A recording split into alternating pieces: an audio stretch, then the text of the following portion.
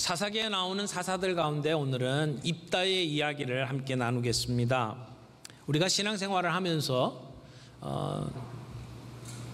능력을 경험하지 못하고 무기력하게 살아가는 경우, 세상 사람들과 믿는 사람들을 비교해 볼 때에 별반 다를 바가 없는 것을 볼 때, 때로는 신앙생활을 하고 교회 다니는 것이 부끄럽게 느껴질 때, 그때 우리의 문제가 무엇인지를 살펴보게 됩니다.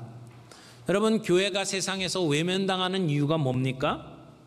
믿는다고 하면서도 신앙인들이 행복하지 못한 이유가 뭡니까? 여러 가지 이유가 있겠지만 그 이유들 가운데 하나는 우리가 진정한 신앙생활을 하지 못하고 단순히 종교 생활에 심취할 경우들이 많다라고 생각을 합니다. 안타깝게도 교회에 다니고 있는 분들 가운데 상당히 많은 분들이 신앙생활이 아니라 종교 생활을 하면서 자기 자신이 그리스도인이라고 착각하고 있습니다. 오늘 본문은 신앙생활이 아닌 종교 생활에 빠질 때에 어떤 문제들이 생기는지를 우리 본문이 우리에게 보여줍니다. 오늘 입다의 삶을 통해서 우리 자신의 삶을 돌이켜보고 우리에게 문제가 있다면 이 시간 주님 앞에서 해결을 보는 귀한 시간이 되기를 바랍니다. 첫 번째는 습관이 되어버린 죄악의 심각성에 대해서 먼저 좀 살펴보기를 원합니다. 입다가 등장하는 이 시대에 이스라엘의 영적 상태를 보여주는 것이 이 사사기 10장 10절에서 16절까지의 내용입니다. 입다가 등장하는 이 시대의 영적 상황은 굉장히 암울합니다. 이스라엘 백성들이 죄를 짓고 그래서 암몬 자손이 이스라엘을 통치하기 시작을 하죠. 그래서 힘겹고 어려운 생활을 합니다. 그때 이스라엘 백성들이 회개합니다. 하나님, 우리가 하나님 섬기는 것을 내려놓고 다른 신을 섬겼습니다. 잘못했습니다. 그렇게 회개하며 나오는데 하나님께서는 그들의 회개를 받아주시지 않습니다. 하나님께서 우리를 용서하시고 구원하시는 것은 회개라고 하는 동전을 이렇게 넣으면 자동적으로 물건이 나오는 자동 판매기 같은 그런 형식으로 우리에게 주어지는 것이 아닙니다. 인격적 관계에서 주어지는 선물이 구원이고 용서입니다. 그런데 하나님께서는 이 이스라엘 백성들이 늘 습관에 빠져버렸어요. 그래서 잘못하고 그리고는 회개하면 용서해 주시고 구원해 주시는 것이 매번 반복되는 거예요. 한 번 반복되고 두 번 반복되고 계속 되어지는 이 모습을 보면서 하나님의 마음이 무거웠습니다. 그래서 10장 10절에 보면 이제 이 이스라엘 백성들이 하나님 앞에 두 손 들고 회개하며 나옵니다. 이스라엘 자손이 여호와께 부르짖어 이르되 우리가 우리 하나님을 버리고 바알들을 섬김으로 주께 범죄하였나이다. 말을 들으면 제대로 깨달았어요. 제대로 회개하고 있습니다. 그런데 하나님께서는 뭐라고 말씀하십니까? 13절에 보면 하나님이 이렇게 반응하십니다. 너희가 나를 버리고 다른 신들을 섬기니 그러므로 내가 다시는 너희를 구원하지 아니하리라. 아니, 회개하고 돌아온다는데 하나님께서 다시는 구원하지 않겠다고 이야기해요. 그리고는 14절에 이렇게 말씀하십니다. 가서 너희가 택한 신들에게 부르짖어 너희의 환난 때에 그들이 너희를 구원하게 하라. 한마디로 이야기하면 딴 데 가서 알아봐라 이게요. 하나님께 회개하고 구원해달라고 할 때에 하나님께서는 나는 너희들을 더 이상 구원하지 않겠다. 너희들이 지금까지 섬기던 그 신들에게 가서 너희를 구원해달라고 부르짖으라 라고 이야기를 합니다. 그만큼 이 시대는 영적으로 어두운 시기였습니다. 우리가 사사기를 이야기할 때 이렇게 사사기는 사이클이 반복된다 이렇게 말씀을 드렸어요.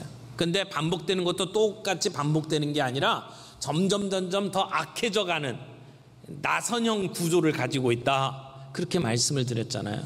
그러니까 그 앞에 온니엘 때는 하나님께서 온니엘을 세우니까 가서 구원해냈어요.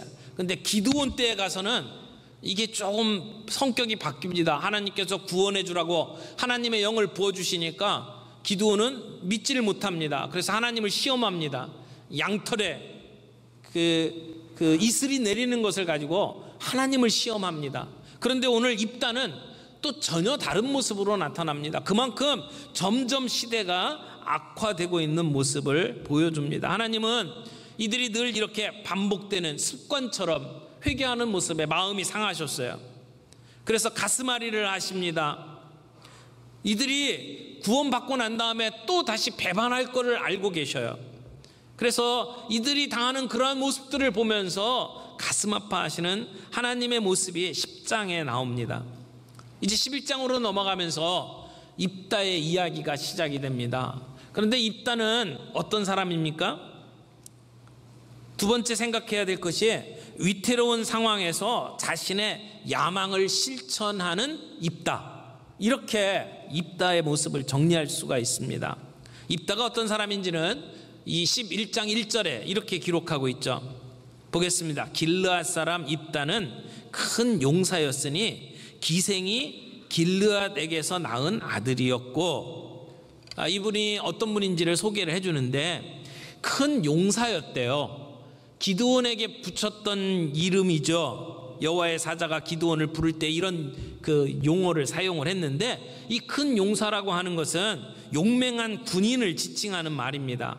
그런데 큰 용사라고 소개를 하면서 아주 부정적인 이야기를 합니다. 뭐라고요? 기생이 길르앗에게서 낳은 아들이었다. 그러니까 그의 출신이 매우 미천했다라고 하는 이야기를 합니다. 본문에 기생이라고 나와 있는 이 용어는 사실은 제대로 번역하면 창녀나 매춘부를 지칭하는 이야기입니다. 그러니까 첩도 아니고 창녀에게서 난 아들이라고 소개를 하는 겁니다. 큰 용사였지만 사실은 이스라엘 그 공동체 안에서 완전히 따돌림 당한 그러한 사람의 모습을 보여줍니다. 그런 상황이면 어떡하든지 내 힘을 가지고 내가 자수성가하리라 이렇게 열심히 살아가는 사람도 있지 않습니까? 그러나 이 입다는 그러한 삶을 포기했습니다. 건달의 삶을 지향합니다. 그 보면 3절에 이에 입다가 그의 형제들을 피하여 돕 땅에 거주하며 잡류가 그에게 모여와서 그와 함께 출입하였더라. 여기 잡류라고 표현을 하고 있는데, 이 잡류는 할 일이 없이 돌아다니면서 다른 사람의 등을 쳐먹는 그러한 사람들을 이야기합니다. 건달이죠. 불량배입니다. 그런데 여기 그와 함께 출입하였더라 라고 표현되고 있는 이 말은 공동번역이나 다른 영어 성경을 보게 되면 이렇게 번역을 해놨어요. 그를 따라 약탈하러 다녔다. 그러니까 그 삶이 어떠한 삶인지 알겠죠.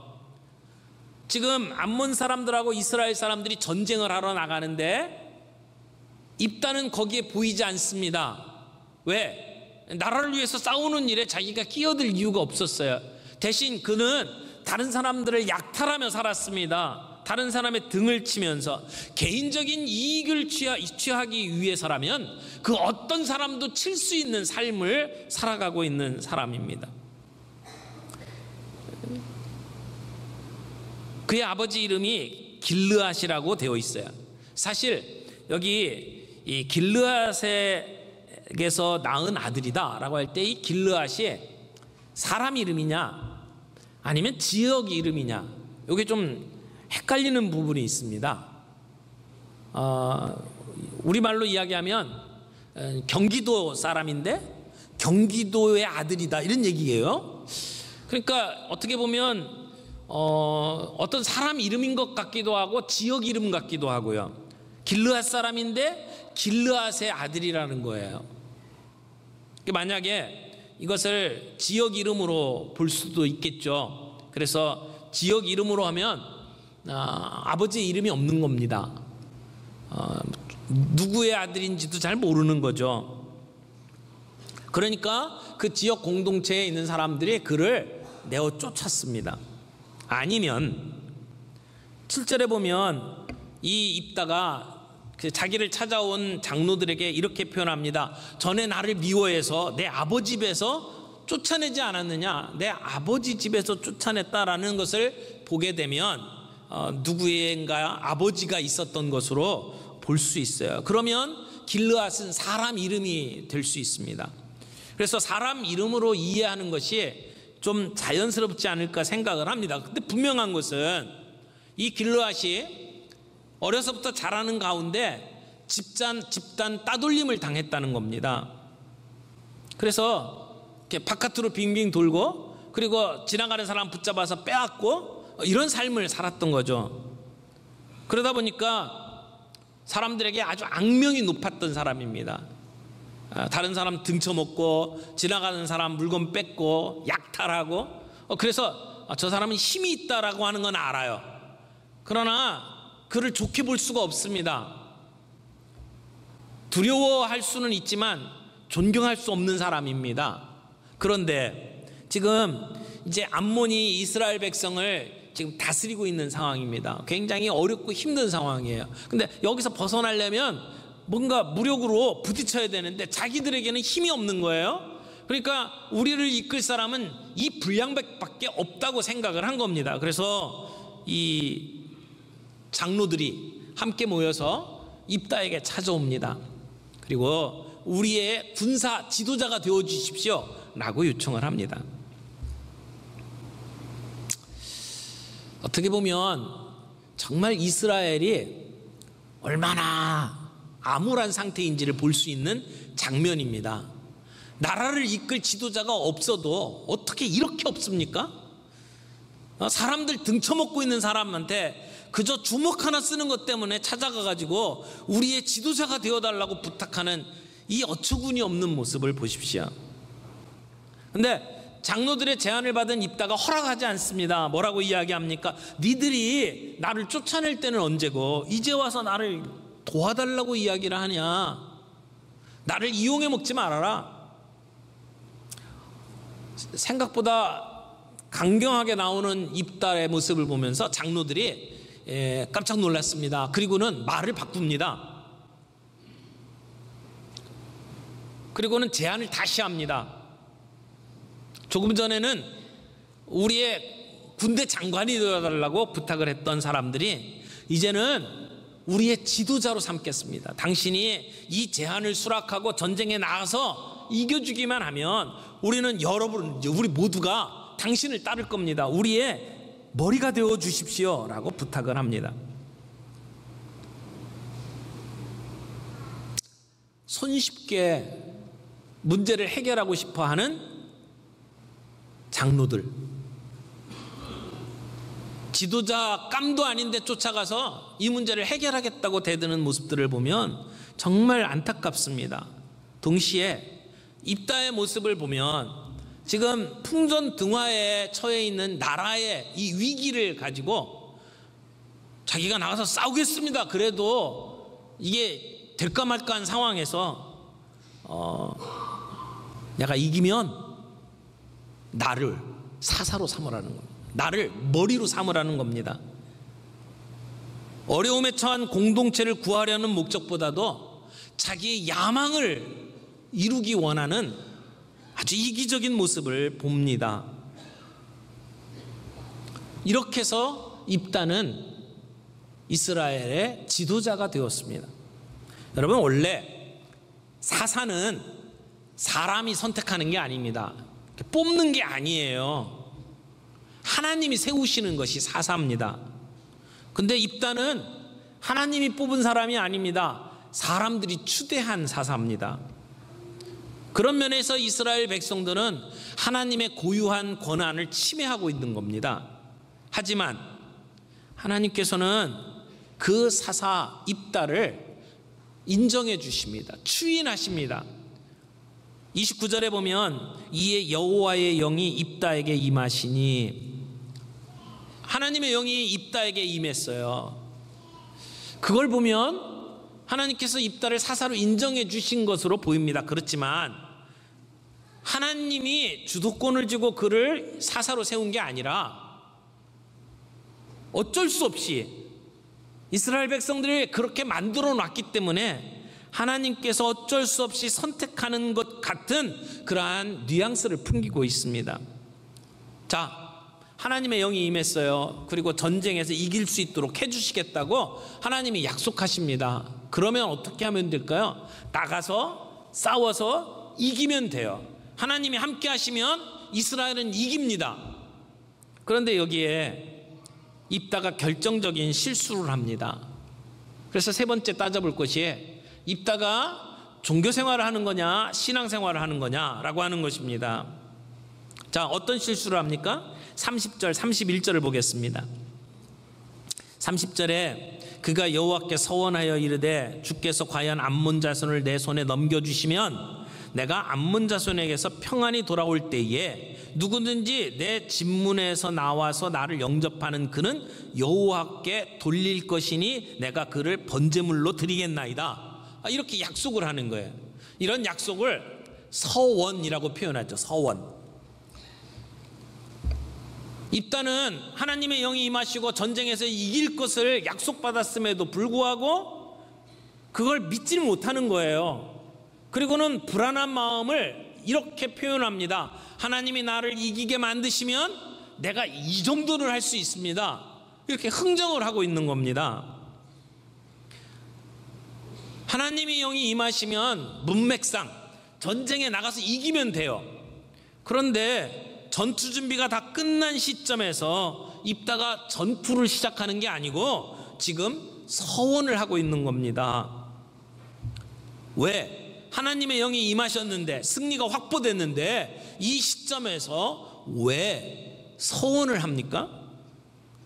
그것은 믿지 않는 거죠. 마음에 아직 불안한 마음이 있는 겁니다. 그리고 승리를 담보하기 위해서 인간적인 수단을 쓰고 있는 겁니다. 이런 모습은 바로 전에 있던 기드온에게서도 동일하게 나타나죠.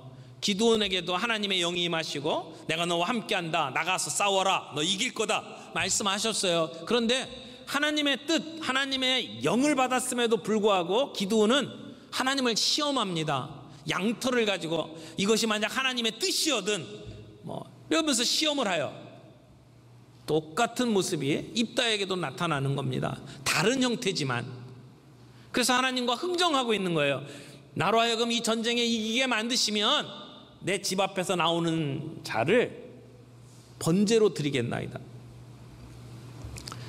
여러분, 온니엘부터 지금 기드온으로 내려가고 지금 입다로 내려왔어요. 이렇게 점점 영적으로 어두워지는 것을 보잖아요. 점점 어두워져요. 하나님이 어떠한 분인지도 몰라요. 그저 주먹 쓰면서 다른 사람 등쳐먹던 사람이 이제 이스라엘의 지도자가 돼버린 거예요. 그러니까 하나님이 어떠한 분인지를 모르니까 세상 사람들이 하던 방식으로 하나님을 섬기겠다고 지금 나서고 있는 모습을 보는 겁니다. 그가 율법을 가지고 제대로 된 교육을 못 받았다는 증거가 여기에 나타납니다. 입다는 길르앗 사람입니다. 길르앗은 모압과 접경 지역에 있어요. 그래서 모압 사람들의 영향을 참 많이 받았습니다. 근데 모압 사람들이 섬겼던 그들의 신이 누구냐면 그모스라는 신입니다. 그런데 이 그모스가 제일 좋아하는 제사가 뭐냐면 사람을 잡아서 제물로 드리는 겁니다. 그러니까 고대 근동에 보면 진짜 사람을 잡아서 제사로 드린 흔적들이 남아 있습니다. 그것도 어린아이를 제사로 드리는 거예요. 이 그모스가 좋아하는 선물이었습니다. 그러니까 그모스를 숭배하는 모습들을 지켜봤던 아마 이 길르앗 사람들, 그리고 그들의 문화에 영향을 받았던 입다는 하나님을 섬기는 방식으로 그 방식을 택한 거죠. 그래서 하나님이 이러면 기뻐하실 거라고 생각을 한 겁니다. 그래서 자기 집에서 처음 뛰쳐나와서 자기를 환영하는 그 자를 번제로 하나님께 드리겠다고 약속을 한 거예요. 여러분, 이 약속이 좋은 약속일까요? 아무리 하나님을 위하는 마음이라고 할지라도 이것은 죄악입니다. 하나님을 섬기는 방법이 잘못된 겁니다. 그래서 성경을 해석하는 사람들이 이 부분을 참 힘들어해요. 아니, 이스라엘의 지도자 사사가 어떻게 사람을 잡아갖고 불에 태워서 제사를 드리느냐, 이건 말이 안 된다. 그래서 해석을 좀 바꿔보려고 애를 씁니다. 그래서 어떤 방법으로 해석을 하냐면, 여기 본문에 나를 영접하는 그는 할 때 나를 영접하는 그라고 하는 것이 꼭 사람만을 지칭하는 히브리어가 아니다. 그래서 아마 입다는 사람이 아니라 짐승을 잡을 생각으로 그렇게 이야기를 했을 것이다. 그렇게 해석을 하기도 하고요. 어떤 사람은 여기 하나님께 드린다라고 하는 말이 있으니까 이 하나님께 돌리는 것이, 그것이 그저 번제로 잡아서 드리는 것이 아니라 여호와의 성전에서 평생을 거기에 살도록 만드는 것이다, 이렇게 해석을 하기도 합니다.